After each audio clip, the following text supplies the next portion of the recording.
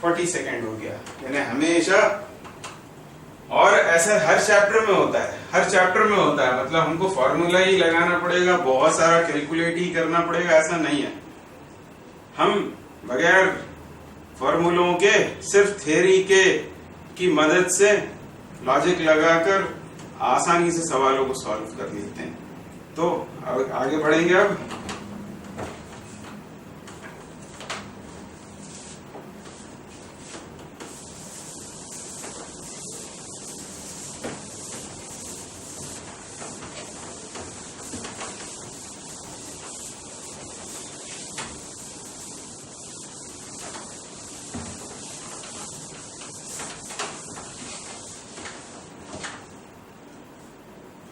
ये AIBMD 2011 का question. Radioactive nucleus of mass m, capital M, emits a photon of frequency nu। ये वो photon की बात हो रही है। न्यू फ्रीक्वेंसी के फोटॉन को उसने एमिट किया। The nucleus recoils. तो ये फिर वही गन बुलेट वाली बात हो गई। Photon is like bullet, nucleus हो गया like gun. The recoil energy will be, मतलब इसकी काइनेटिक एनर्जी हमको बतलानी है। उसके पहले क्या सोचना पड़ेगा हमको कि इसने कितना मोमेंटम अक्वायर किया फॉरवर्ड डायरेक्शन में। तो फोटॉन का मोमेंटम, तो उसके पहले हमको मालूम है मोमेंटम मतलब P is equals to mc, ये उसका मोमेंटम होगा। और m उसका जो इक्विवेलेंट मास होता है वो आएगा E is equals to mc square से। एनर्जी उसकी h न्यू is equal to m c square, तो m इक्वल टू हो जाएगा h न्यू बाय c स्क्वायर। ये m यहाँ पर सब्स्टिट्यूट कर देते हैं, h न्यू बाय c स्क्वायर, तो एक c बच जाएगा। ये आया मोमेंटम किसका? फोटॉन का। किधर? फॉरवर्ड डायरेक्शन में। यही मोमेंटम इसे भी मिल जाएगा, कितना? h न्यू बाई c के बराबर। अब हम इसकी बात कर रहे हैं। अब इसका मोमेंटम यदि इतना है तो काइनेटिक एनर्जी कितनी होगी? तो हमको क्या मालूम है, K इज इक्वल टू होता है P स्क्वायर अपॉन 2m के बराबर। ये रिलेशन हम वर्क पावर एनर्जी से जानते हैं। तो P स्क्वायर मतलब इसकी स्क्वेयरिंग करना है, h square nu square upon इसकी स्क्वेयरिंग करना है, h square nu square upon c square हो जाएगा वो भी। और साथ में और कौन आएगा? 2m। बस ये इसका आंसर हो जाएगा, h square nu square upon 2c square m capital दे रखा है तो यहाँ कैपिटल M कर देंगे। ये इसका आंसर हो जाएगा। ये वाला option A is correct.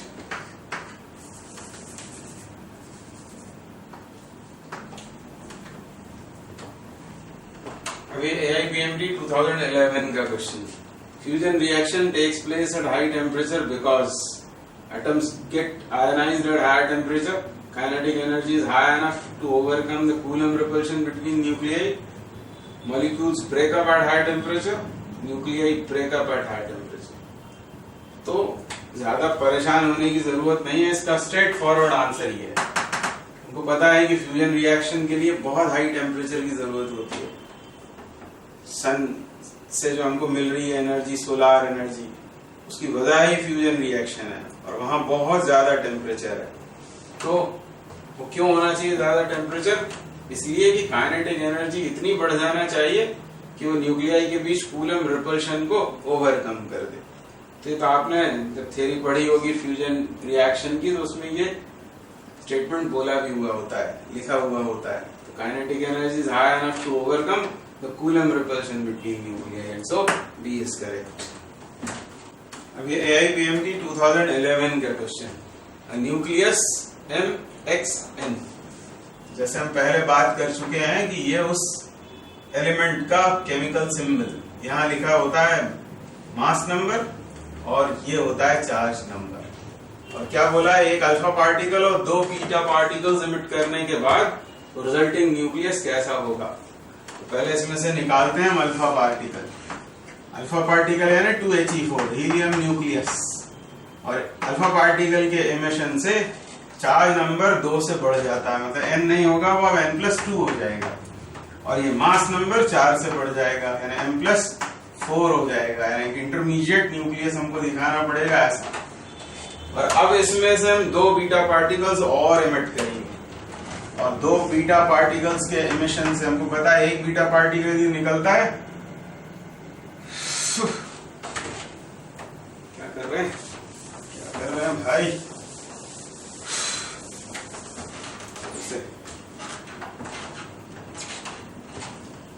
This is question from AIPMT 2011.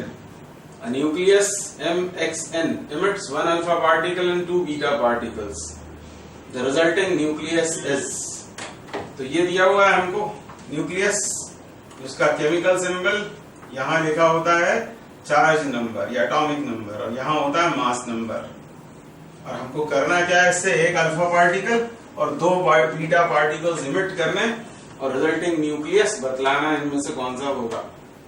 तो इससे पहले निकालते हैं अल्फा पार्टिकल। अल्फा पार्टिकल मतलब हीलियम न्यूक्लियस 2He4, और जब किसी न्यूक्लियस से हीलियम यानी अल्फा पार्टिकल इमिट होता है तो ये चार्ज नंबर 2 से कम हो जाता है और मास नंबर 4 से कम हो जाता है, यानी ये होगा n-2। y लिख लेते हैं हाल फिलहाल इसे, और ये हो जाएगा m-4। और अब इसमें से इमिट करना है हमको 2 बीटा पार्टिकल्स। एक बीटा पार्टिकल के एमिशन से ये +1 हो जाता है, 1 से बढ़ जाता है, और ये अनचेंज रहता है। Mass number unchanged, atomic number increases by 1। और 2 बीटा पार्टिकल निकाल रहे हैं तो यहाँ +2 आ जाएगा, तो ये n हो जाएगा, और ये अनचेंज रहेगा m-4। इसका नाम रख दिया हमने z। तो हमको तो ये वैल्यूज देखना है, आप सबस्क्रिप्ट सुपरस्क्रिप्ट जो यहाँ पर फिट हो रही है, n m-4z। So option B must be the correct answer. अब ये नीट 2010 का question. The mass of lithium nucleus is 0.042 U less than the sum of masses of all its nucleons. The binding energy per nucleon of lithium nucleus is nearly. तो ये 7 पे हो गया इसका mass number lithium का। और ये पहले स्टेटमेंट में ये जो कहा है 0.042 U less than the sum of masses of all its nucleons, मतलब मास डिफेक्ट दिया हुआ है। Delta m is 0.042 U। मैं आपको याद दिला दूं कि U मतलब atomic mass unit, and it is 931 million electron volt पर c²। और ये बाइंडिंग एनर्जी निकालने के लिए मास डिफेक्ट आ गया है, तो बाइंडिंग एनर्जी होगी मास डिफेक्ट इनटू c²। ये वैल्यू यहाँ पुट कर देते हैं 0.042 U की जगह मैं डाल देता हूँ 931 million electron volt upon c², वो कैंसिल हो जाएगा इसके साथ। और अब बाइंडिंग एनर्जी पर न्यूक्लियन मतलब EV/A, मतलब ये सब कुछ 0.042 इंटू 931 अपॉन मास नंबर इसका है 7 से इसे डिवाइड कर देंगे तो मिलियन इलेक्ट्रॉन वोल्ट में आंसर आ जाएगा। ये कितना होगा डिवाइड होने के बाद, 0.06006 इंटू 931, 6 से मल्टीप्लाई करें ये 5.586 मिलियन इलेक्ट्रॉन वोल्ट आया।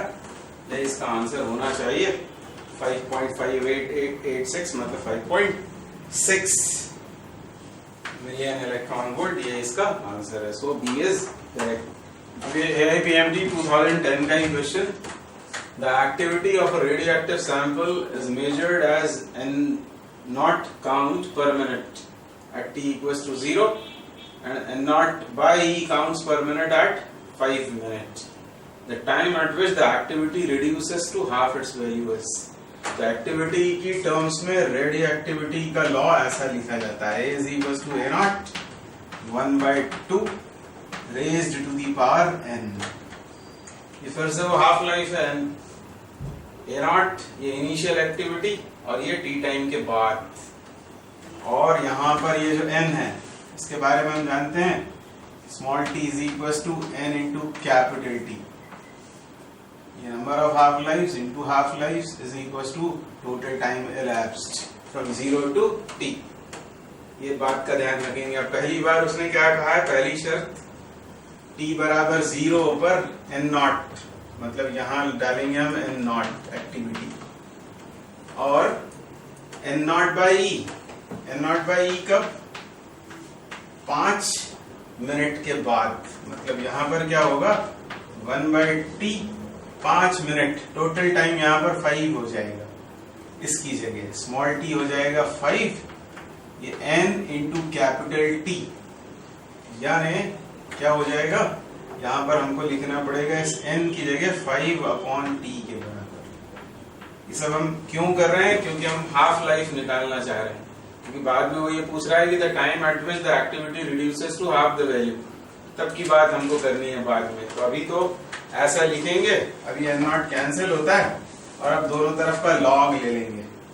यहाँ log लेने पर क्या होगा, log 1/e, यानी ये आएगा log 1 माइनस log e, ऐसा आएगा।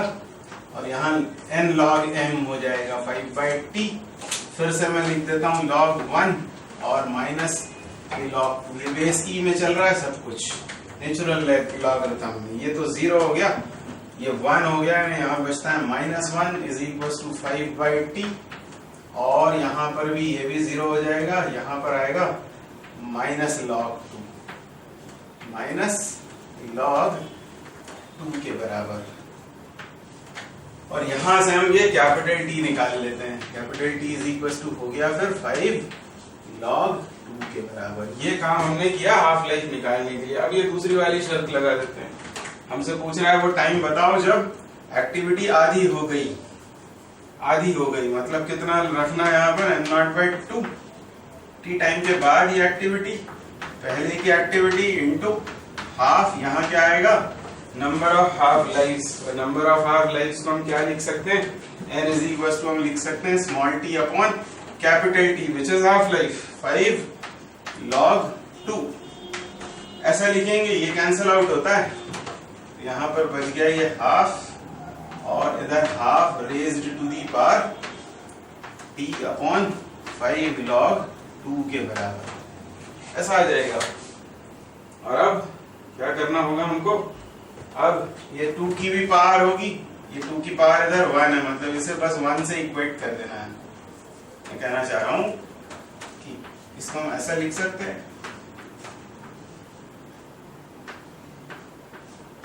5 log 2, ऐसा लिखा जा सकता है, और इसका मतलब इसकी पावर और इसकी पावर इक्वल है, और यही आंसर होगा, मतलब 1 इज इक्वल टू हम लिख लेंगे t अपॉन 5 log 2 के बराबर, तो हमको वो रिक्वायर्ड टाइम मिल गया 5 log 2 और बेस e होगा, ये इसका आंसर होना चाहिए।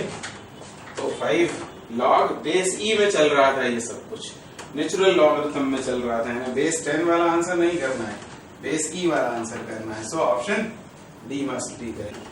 The number of beta particles emitted by a radioactive substance is twice the number of alpha particles emitted by it.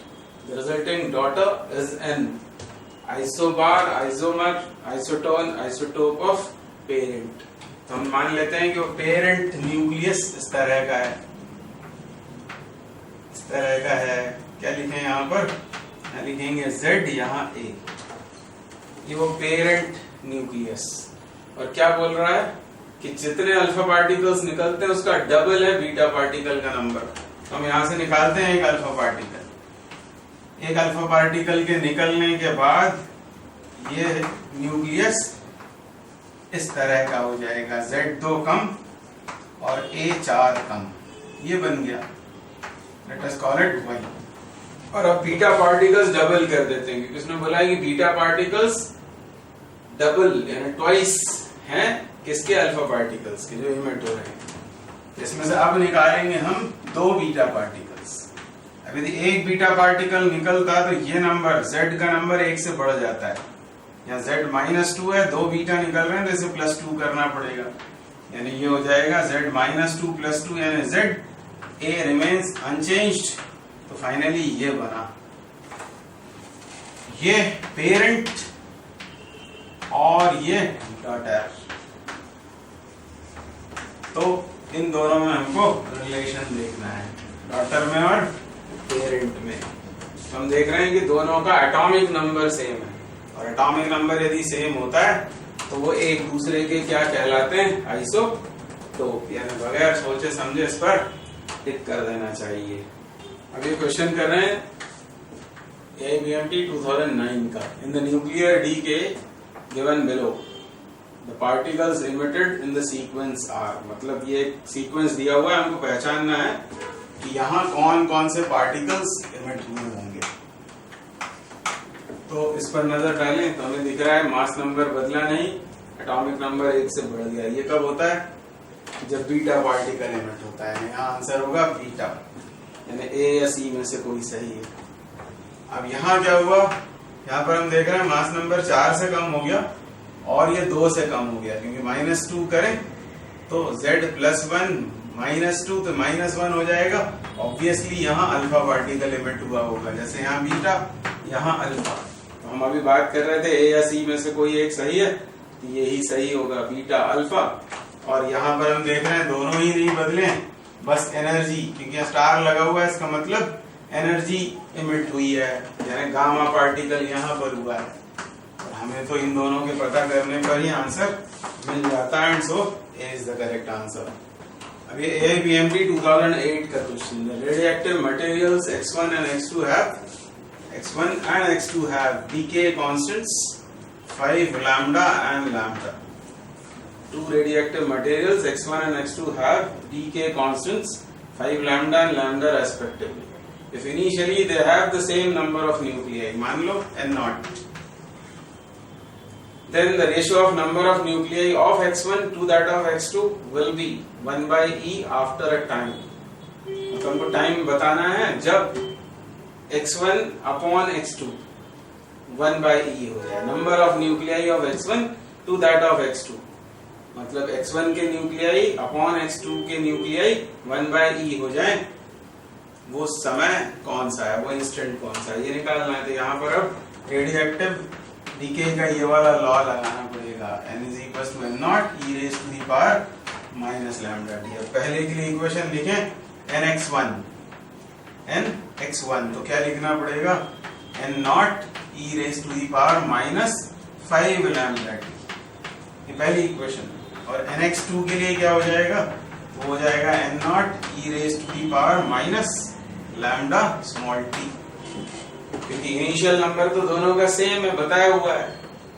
और ये कहा हुआ है, क्या कहा है? The number of nuclei of X1 to that of X2, मतलब ये अपॉन ये NX1 अपॉन NX2, ये कितना हो जाए? 1 अपॉन, तो हमें इधर भी इसे डिवाइड कर देना है. N0 कैंसिल आउट होगा, क्या बचेगा इधर? e⁻⁻⁵ lambda t plus lambda t. ऐसा हो जाएगा. मैं आपको एक बार और समझाता हूँ. इसको डिवाइड किया, ये तो गिवन है 1/e, इधर N0 कैंसिल, ये अपॉन ये पावर ऊपर जाएगा तो -5 lambda t plus lambda t, मतलब वो कितना हो गया? -4 lambda t. Again you can write like this, 1 upon e is equal to 1 upon e⁻⁴ lambda t. और अब इनकी पावर्स को इक्वेट कर देंगे. 4 lambda t equals to 1, t comes out 1/4 lambda. और ये इसका आंसर हो जाएगा 1/4 lambda, and so C is correct. अब ये AIBMT 2007 का क्वेश्चन, और इसके पहले जो अब भी हमने किया था 2008 का क्वेश्चन, बिल्कुल वही सवाल. Two radioactive substances A and B have decay constant 5 lambda and lambda respectively. At t equals to 0, they have the same number of nuclei. The ratio of number of nuclei of A to those of B will be 1/e² after a time interval. Which are options? अब मैं से बगैर बोले करता हूँ.